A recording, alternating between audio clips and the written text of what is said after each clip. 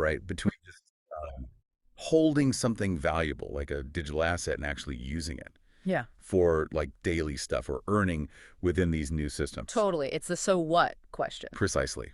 And that's why today we're diving deep into some really interesting news from DAO1. They just announced some brand new features for wBTC. Wrapped Bitcoin, yeah. A big one. So our mission here is pretty straightforward. Let's unpack what this DAO1 news actually means for you.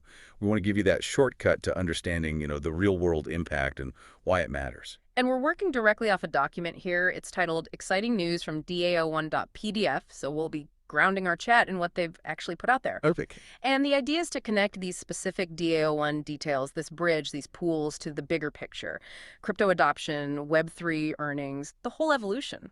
Okay, let's get into it then. The first big headline from DAO1. Their wBTC bridge is now live. Now, a bridge in crypto isn't exactly novel. No, not at all. It's pretty standard plumbing these days. Right. But what's the significance of DAO1 launching their own bridge specifically for wBTC? And what does IOV really unlock for their users beyond just moving tokens around? Well, that's a great point. A wBTC bridge, fundamentally, it's about letting Bitcoin's value, its liquidity, move on to other chains, mainly Ethereum, where most wBTC exists and where a lot of DeFi happens. Okay. But DAO1 building their own, that suggests strategy. They're controlling the pathway, maybe for security reasons, maybe to optimize fees or speed specifically for their platform. So it's about integration. Exactly. It's tighter integration. And Huh. LIV means it's not just planned, it's active, it's running. Users can use this specific pathway, DAO1's pathway, to bring wBTC into their ecosystem or take it out.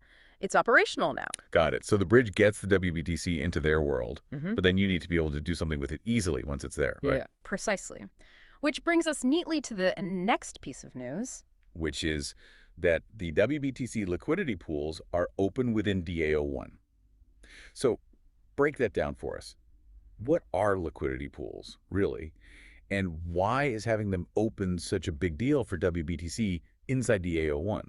Okay, so liquidity pools are kind of the engine for decentralized trading instead of matching buyers and sellers directly like an old school exchange. Like an order book. Right. Instead of that, you have these pools of assets, in this case, wBTC, paired with something else managed by smart contracts. Users can swap against the pool instantly. Peer to contract, basically. You got it. So having these pools open means DAO1 has set up this mechanism specifically for wBTC trading within their system. It makes buying and selling wBTC super efficient, less slippage, smoother experience. It's essential for a healthy ecosystem. But there are risks too, right? You hear about impermanent loss with these things. Absolutely. That's the flip side for people providing the liquidity. You put your assets in a pool hoping to earn fees, but if the prices of the assets diverge too much, you could end up with less value than if you just held them. So how DAO1 structures the incentives or maybe manages those pools will be really key to attracting people to provide that liquidity, which ultimately benefits all the users who want to trade. Okay, that makes sense.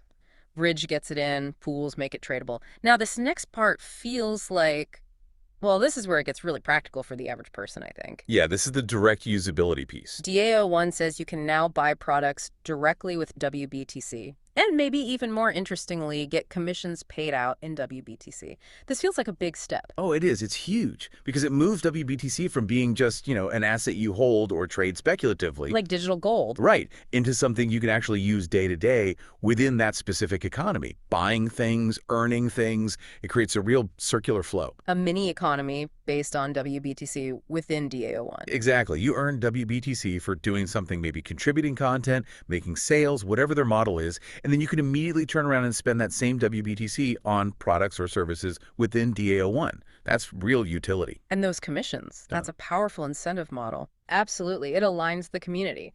If you help the DAO1 ecosystem grow, you get rewarded directly in a valuable asset like wBTC, which you can then use right there. It drives engagement, participation. It's smart. Yeah, that really connects the dots.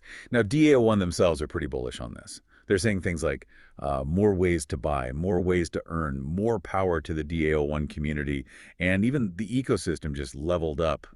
Big claim. Bold statements. Yeah. So how did the technical pieces we just talked about, the bridge, the pools, actually deliver on these promises? And what does more power really mean for someone who's part of the DAO1 community? Well, it connects directly. The bridge literally creates more ways to buy by making wBTC accessible from potentially more sources, bringing it into the ecosystem. Right. The liquidity pools make trading efficient, which supports both buying products and receiving those commissions smoothly. So that covers more ways to buy and more ways to earn functionally. Right. The infrastructure enables the activity. Precisely. And more power to the community. That comes from this increased utility. When you can earn and spend directly within the ecosystem using a core asset like wBTC, you're more invested.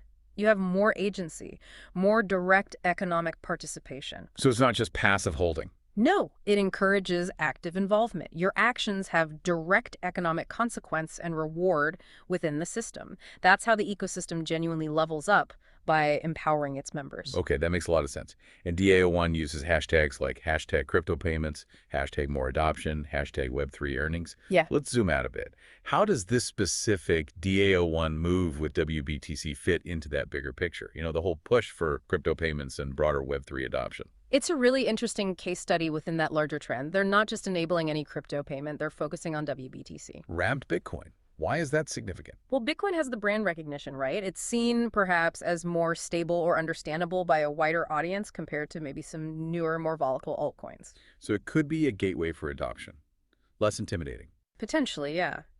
By leveraging wBTC for direct payments and earnings, DAO1 is making a bet on using Bitcoin's familiarity to make crypto usage feel more normal, more integrated.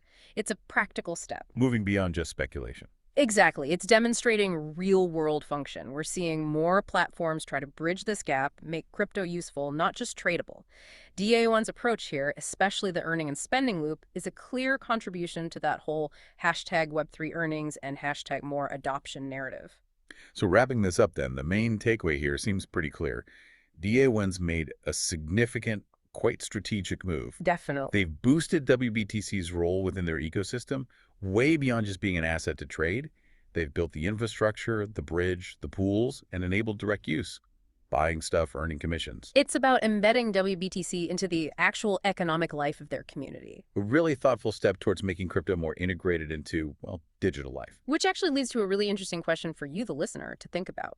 As we see more platforms like DA1 doing this, integrating major cryptocurrencies like wBTC for real payments, real earnings, how might that actually change your future interactions, your expectations for digital money, for Web3 opportunities? What should a digital asset be able to do for you? That's a great question to chew on. Yeah. Because this landscape, it just keeps shifting, keeps evolving, and really is fascinating to watch these pieces click together. So keep exploring, everyone. Keep asking questions. And keep diving deep. Absolutely. Keep diving deep into this ever-changing world of Web3.